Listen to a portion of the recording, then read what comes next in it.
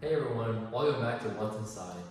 This is episode 5 of season 2 of our new series where we take apart and describe every little component of a Nokia Lumia 521. In today's episode, we're going to be taking a look at the WTR2605 RF transceiver. And oh boy, this is an exciting one.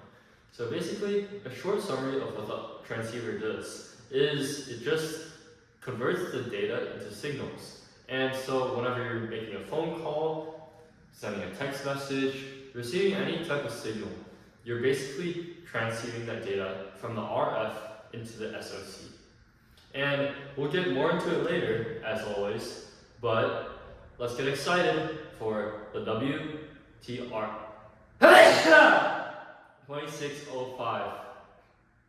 2605 RF transmitter.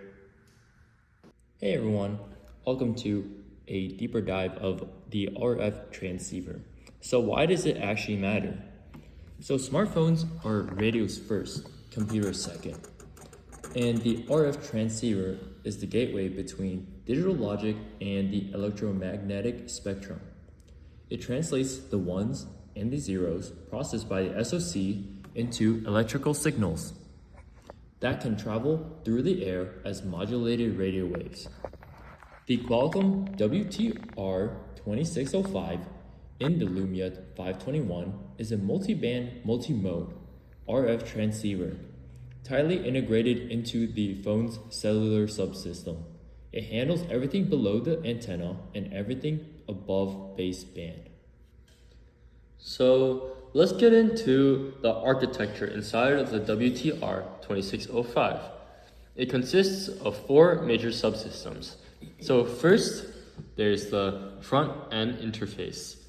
The input and output pathways connect directly to an external antenna switch module, likely a Skyworks or a tri-quint part, and it also interfaces with external PAs, short for power amplifiers, and SAW filters for band-specific performance. And so basically what this first part does, it routes the signals to and from the antennas depending on the on-band and mode, and it protects the chip from overvoltage and cross-band interference.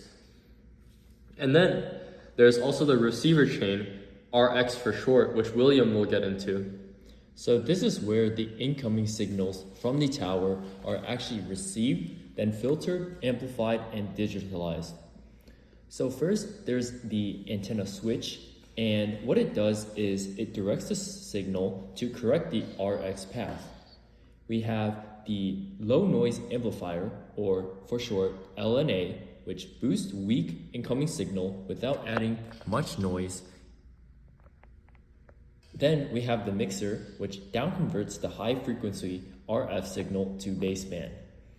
And just for another one for reference, the IQ ADC converts the analog signals into digital IQ data for baseband SoC.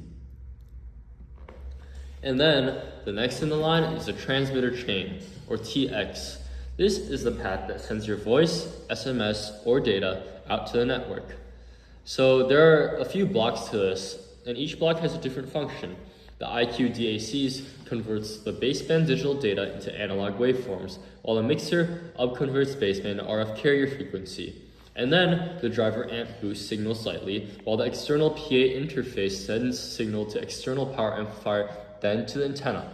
Finally, there are also bandpass filters that ensure spectral purity in compliance with emission standards.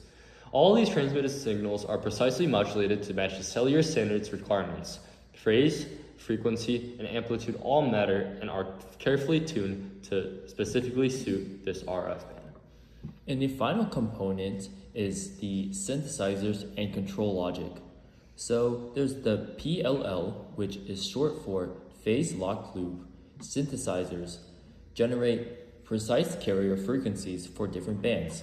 For example, 900 megahertz, 1900 megahertz. It's locked into a crystal oscillator on the motherboard. Typically, it's around 26 megahertz. There is the digital control block, which interfaces with the SoC via the MIPI RF front-end interface.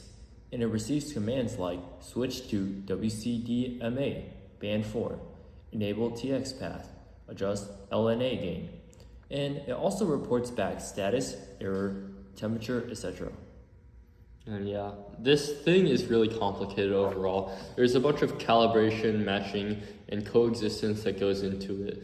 That's really complex, and we're not going to get into it into this episode. So, yeah, there are also a bunch of failure risks that comes with it, like only 2G or 3G working, or the signal drops under a load. And we're not going to get into those either. But that's basically what the RF does in a nutshell. So yeah, basically that's the RF wireless transmitter in a nutshell. It, like I said before, it sends the signals into data, from the data. And it just sends everything from calls, SMS, WhatsApp messages, etc. Yeah, this is Josh. And this is William. Hopefully you enjoyed episode 5 of What's Inside, where we dissected this chip. Hopefully you learned something, and as always, make sure you stay curious, because that's what's inside.